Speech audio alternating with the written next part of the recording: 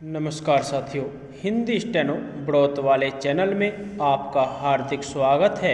आज की डिक्टेशन रामधारी गुप्ता खंड 1 से प्रतिलेखन संख्या 93 व 94 से 100 वर्ड पर मिनट की स्पीड से होगी। तो आइए शुरू करते हैं। डिक्टेशन शुरू होगी 5 सेकंड बाद। स्टार्ट। महोदय, पिछले 50-55 वर्षों से हम खादी संबंधी कार्यक्रम को कार्यान्वित करते आ रहे हैं। इस कार्य की ओर हमने पर्याप्त ध्यान दिया है और हम में से कुछ ने तो पर्याप्त समय भी दिया है। सबसे बड़ी कठिनाई मील के बने कपड़े से प्रतियोगिता की है। एक और कठिनाई यह भी है कि सदा इतनी खादी उपलब्ध नहीं होती जितनी कि उसकी मांग रहती है। खादी का आर्थिक आधार भारतीय जीवन संबंधी कुछ मौलिक तथ्य है।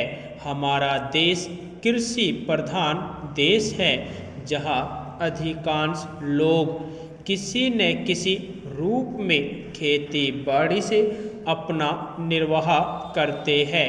यदि आप एक किसान के जीवन पर दृष्टि डालें तो आप यह देखिएगा कि उसका खेत बड़ा हो या छोटा, वह और उसका परिवार वर्ष भर बराबर खेती के काम में ही व्यस्त नहीं रह सकता। उसे काफ़ी समय बेकार रहना होता है।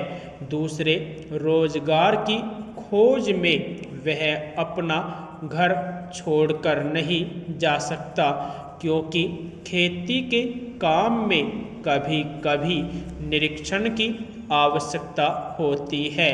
यदि बेकारी का वह सब समय जब किसान व्यस्त नहीं होता खादी तैयार करने के काम में लगाया जाए तो देश भर की आवश्यकता के अनुसार खादी मिल सकती है।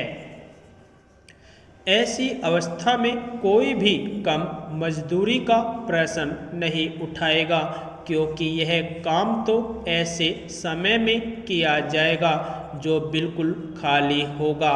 उस खाली समय में किसान कुछ न कुछ कमाएगा ही, और वह कमाई ऐसी भी नहीं कि उसका कुछ भी मूल्य न हो। कम से कम वह अपने लिए तो इतना कपड़ा तैयार कर ही सकेगा जिससे उसको बाजार से न खरीदना पड़े। मैं आपको अपने निजी अनुभव से बता सकता हूँ कि 1 घंटा प्रतिदिन काटने से हमें इतना कपड़ा मिल सकता है जितना कि एक औसत हिंदुस्तानी के लिए आवश्यक है, अर्थात 15 से 20 गज कपड़ा प्रति व्यक्ति। इस दृष्टिकोण से देखा जाए तो सस्ते महंगे कपड़े का प्रश्न ही नहीं उठता, क्योंकि खादी खाली समय में किए परिश्रम से प्राप्त हो जाएगी।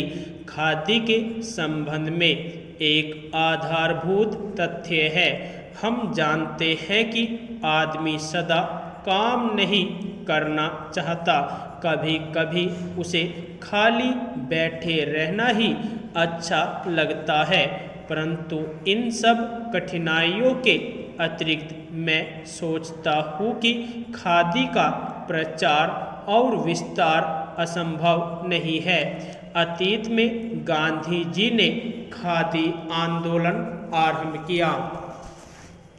महोदय, उस समय हमारे देश के प्रशासन से कोई संबंध नहीं था, तब अंग्रेजी राज्य था। आज मैं इस शुभ काम में सम्मिलित हो सका, इसको मैं अपने लिए सौभाग्य मानता हूँ। जैसा अभी कहा गया, आप जिन आयुर्विज्ञान कॉलेज और कैंसर संस्थान की स्थापना करने जा रहे हैं।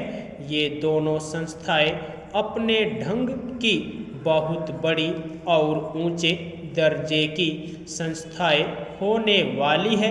मैंने सुना है कि उनमें विभिन्न विभाग होंगे जिनमें विद्यार्थियों को ऊंचे प्रकार की शिक्षा मिलेगी और जहां अच्छे से अच्छे चिकित्सक रखे जाएंगे जो शिक्षा देने के साथ साथ गरीब से गरीब का और बुरे से बुरे रोग की चिकित्सा भी किया करेंगे।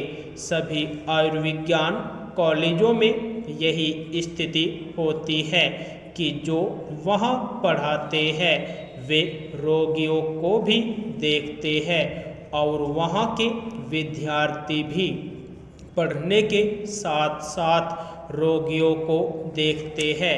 इस प्रकार उनको साथ ही साथ व्यवहारिक ज्ञान भी मिलता जाता है।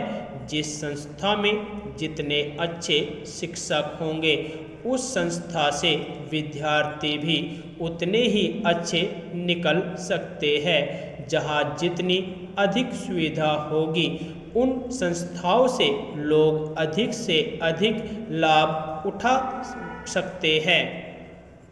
आजकल यह एक आश्चर्य की बात है, पर बात सही है कि संसार विज्ञान में बहुत प्रगति कर रहा है, विशेषकर औषध तथा चिकित्सा के संबंध में। पिछले जो 2 युद्ध हुए उनमें जहाँ एक और अधिक से अधिक घातक यंत्र तैयार हुए, वहाँ दूसरी ओर औषधियों के निर्माण में इतनी उन्नति हुई कि जो बहुत से रोग पहले असाध्य समझे जाते थे वे अब नियंत्रण में आ गए हैं। इससे फल यह निकलता है कि विज्ञान की प्रगति में कोई दोष नहीं।